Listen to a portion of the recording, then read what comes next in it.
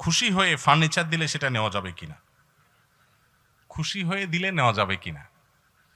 ভাই, এখন ঘুষের অপর নাম হলো খুশি হয়ে দিলাম ভাই, এটা হলো ঘুষের অপর নাম। ঘুষকে এখন কেউ বলে না ভাই ঘুষ দিলাম, কি বলে? খুশি হয়ে দিলাম ভাই। ভাই আমি খুশি হয়ে দিলাম ভাই, আপনি মনে কিছু করেন না ভাই, আমার মনে কিছু নাই ভাই, আমি খুশি হয়ে দিলাম। এই জন্য আমি বলি ঘুষের অপর নাম হলো খুশি হয়ে দিলাম ভাই।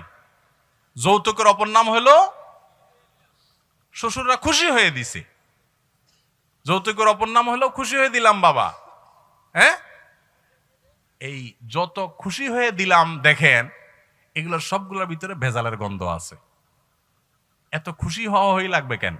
খুশি হয়ে আপনারা দেয়, আমার তো দেয় না। বুঝেন নাই কথা? আপনারা কেন দিচ্ছে, আমাকে তো দিচ্ছে না। ভাইরা আমার, মনে রাখবেন, আমি সবসময় একটা কথা বলি, একটা মেয়ের জন্ম থেকে নিয়ে বিবাহের উপযুক্ত হওয়া পর্যন্ত তার চিকিৎসা, তার খাবার দাবার, তার আবাসন, তাকে আদর যত্ন, তাকে পড়ালেখা, সবকিছু একজন মেয়ের বাবা করতে কত টাকা খরচ হয় বলেন? লক্ষ লক্ষ টাকা খরচ হয়, তাই না?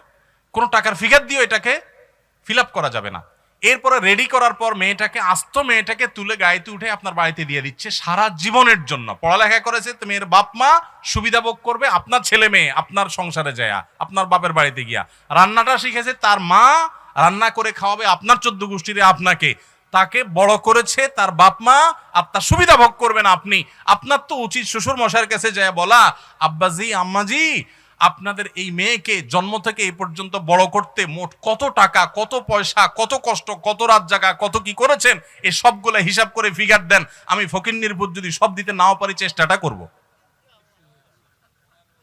বলা উচিত তো সেটা না করে উল্টা বলতেছেন আব্বাজি এখন ফ্রিজ তো আমার দরকার নেই, আপনার মেয়েরই তো লাগে একটা। মোটরসাইকেল তো আমার না হইলেও চলে, আমি তো এক এমনিও যাইতে পারি, কিন্তু আপনার মেয়ের জন্য তো একটা মোটরসাইকেল লাগে। আমি এই জন্য বলি এই মানুষগুলোর ভাঙা থালা নিয়ে রাস্তায় বসা উচিত। এই যৌতুক নেওয়ার চাইতে ভিক্ষা করা অনেক উত্তম। আবার একইভাবে অনেক মেয়ের বাবারা মোটা অঙ্কের মোহর ধরা ছাড়া মেয়ে বিয়ে দেয় না, আছে না নাই? ছেলেরা বিয়ে করতে পারে না তাদের মোহরের অত্যাচারে, সেটাও আরেক জুলুম। মনে রাখবেন এই জুলুমগুলো আমাদের অশান্তির পথে নিয়ে যায়। এখন এই যে সংসারে শান্তি নেই, দেখেন যত বিয়ে হয়, বিয়ের হাবভাব দেখলে মনে হয় আরে বাবা গোটা জগৎ মনে হয় জয় করে ফেলবে। বড় গেট, বিশাল বড় প্যান্ডেল, 2 মাইল পর্যন্ত লাইটিং, কি বিশাল আয়োজন, হাজার হাজার মানুষ খাচ্ছে, ডোল তবলার আওয়াজের চোটে মানুষের বদদোয়া, বাচ্চার কষ্ট, হার্টের রোগীর জীবন শেষ, সব ধ্বংস হয়ে যাচ্ছে। উনি কিছু একটা গড়ায় ফেলতেছে, বিয়ে করে ফেলতেছে, বিয়ে হইতে না হইতে ভাঙতে দেরি নেই, ঠিক না ভাই? ঠিক।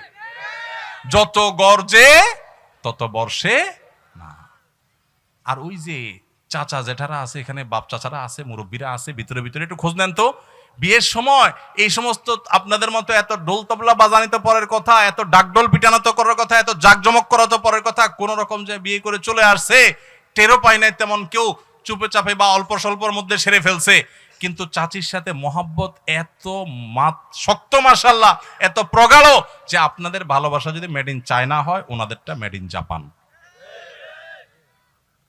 আল্লাহ তাআলা আমাদেরকে এই যৌতুকের অভিশাপ থেকে মুক্ত হওয়ার তৌফিক দান করুন। এই দেশ থেকে যৌতুকের এই অভিশাপকে ঝাঁটা মেরে বিদায় করেছেন ওলামায়ে কেরাম। আলেমদের অবদান অনেকে খুঁজে পায় না। মসজিদ এবং মাহফিলগুলো থেকে যৌতুককে বিদায় করা হয়েছে। এখনো পর্যন্ত মাদক যতটা নিয়ন্ত্রণে আছে তার সবচেয়ে বড় অবদান এদেশে আলেমদের, আলহামদুলিল্লাহ। অতএব সমস্ত অন্যায় ছেড়ে দিবেন।